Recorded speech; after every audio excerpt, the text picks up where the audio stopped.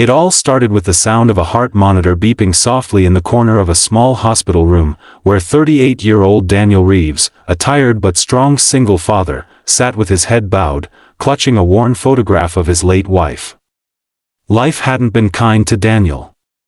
After losing his wife in a car accident 3 years earlier, he was left to raise his 7-year-old daughter, Lily, all on his own. He worked 2 jobs, one as a mechanic during the day and another at a grocery store at night, barely making enough to keep their tiny apartment warm and the lights on. His hands were calloused, his eyes always heavy with exhaustion, but his heart was kind, unshakably kind. And it was that kindness, that quiet selflessness, that led him to a decision that would change not only his life but someone else's in ways he could never have imagined. If you believe in kindness, second chances, and the power of selfless love, take a moment right now to like, comment, share, and subscribe to this channel, and tell us in the comments where you're watching from. Because what you're about to hear is a story that proves even one act of pure goodness can ripple through the world in ways no one could predict. Daniel had gone to the hospital not for himself but for a routine checkup his boss had insisted on after seeing him faint at work. While waiting for the doctor, he overheard a nurse talking softly about a young woman whose condition was deteriorating quickly. She needed a kidney transplant urgently, but there were no donors, none that matched, none that could come in time. The nurse's voice trembled when she said, "She won't make it through the month." Daniel didn't know who the woman was, didn't ask for details, didn't even stop to think twice. He simply stood up, approached the nurse, and said, "If I'm a match, she can have mine." The nurse froze, staring at him, perhaps thinking he hadn't understood what he was offering. But he had. Daniel knew the risks. He just couldn't bear the thought of someone dying when he could help. He didn't tell anyone, not even Lily. He simply filled out the forms, went through the tests, and when the hospital confirmed that he was a perfect match, he signed the papers to become an anonymous donor. The surgery was long and difficult. Daniel woke up weak, in pain, and dizzy, but when the doctor told him the transplant had gone perfectly and the recipient was expected to make a full recovery, he smiled through the tears. That was enough for him. He didn't need to know her name or face. He just wanted her to live, to have a second chance at life, to feel what his wife never got to feel, another sunrise, another tomorrow. He returned home to Lily, who noticed the bandages but didn't ask much. She simply hugged him and said, "You're my hero, Daddy." He smiled, not realizing that somewhere, in a private wing of that same hospital, another life was beginning again because of him. On the other side of town, in a luxurious room filled with the quiet hum of machines, Evelyn Hart, a 34-year-old business magnate known to the world as the lonely billionaire, opened her eyes for the first time in weeks. Her empire stretched across continents, hotels, technology companies, charities, but behind all the headlines, she lived a hollow life of isolation. Her parents were gone, her relationships were shallow, and her immense wealth had built her walls, not bridges. When her kidneys failed, no amount of money could save her. The irony wasn't lost on her, she could buy anything in the world, except time. But now, someone she didn't know, someone who asked for nothing in return, had given her that very gift. When the doctor told her about her anonymous donor, she cried for the first time in years.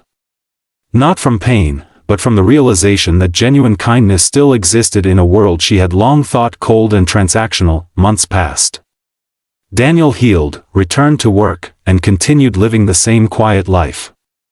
The donation had cost him physically, his energy levels dropped, and he struggled to keep up with his long hours, but he never regretted it.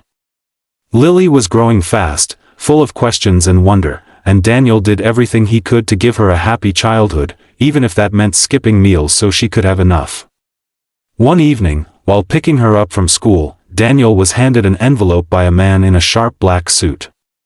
Inside was a formal invitation to a charity gala hosted by the Evelyn Hart Foundation, an organization he'd never heard of. The letter said it was in honor of those who had given selflessly to help others. He almost tossed it away, thinking it wasn't meant for him. But something in his gut told him to go. On the night of the event, Daniel borrowed a suit from his neighbor and took a bus downtown. The gala was like nothing he'd ever seen: crystal chandeliers, cameras flashing, people in gowns worth more than his car. He felt completely out of place, standing by the wall, clutching a glass of water, ready to leave when a hush suddenly fell over the crowd. A woman in a silver gown walked to the stage. It was Evelyn. Her beauty was striking, but what stood out even more was the raw emotion in her eyes as she began to speak. She told the story of her illness, her fear, and the unknown man who had saved her life. "He didn't know me," she said softly, her voice trembling. "He asked for nothing. But his gift reminded me that life's true wealth isn't money, it's compassion." Then she turned toward the audience and said, "Tonight, I finally get to meet him." Daniel froze as Evelyn walked straight toward him, her eyes filled with tears. The crowd parted like waves, and for a moment, time seemed to stop. "You," she whispered, her voice breaking, "you gave me my life back." He tried to speak, but the lump in his throat stopped him. The entire room erupted in applause, but Daniel could barely hear it. Evelyn hugged him tightly, whispering, "Thank you. You saved me." The next few weeks became a whirlwind. Evelyn insisted on helping him and his daughter, offering him a job at her foundation, ensuring Lily's education was fully covered, and even moving them into a safer neighborhood. Daniel refused at first, too proud to accept charity, but Evelyn looked him in the eyes and said, "You didn't give me charity. You gave me hope. Let me return that." What began as a gesture of gratitude soon became something deeper. Evelyn started spending time with Lily, joining Daniel for dinners, laughing again after years of loneliness. Slowly, the walls she had built around her heart began to crumble, replaced by something real, something she hadn't felt in so long: family. Daniel, too, found himself opening up, realizing that perhaps this was fate's way of giving him a second chance at happiness. One evening, as the sun dipped behind the horizon, Evelyn watched Daniel teaching Lily how to ride her bike in the park, his laughter echoing across the grass. For the first time since her illness, she felt alive, not just surviving but truly living. Years later, their story became one that inspired millions, a tale of two strangers bound by one act of selfless love. Evelyn continued to run her foundation, expanding it into a global network that promoted organ donation and human kindness. Daniel became a speaker, sharing his journey and teaching others that even in the darkest times, compassion could light the way.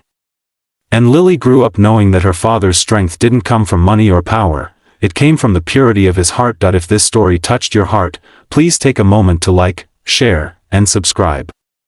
Let it remind you that kindness doesn't need recognition, it only needs courage. And before you go, I want you to do something special. Take a moment and comment below with just one word: hope. Because sometimes, hope is the bridge that connects two souls who were never meant to meet, yet destined to change each other's lives forever.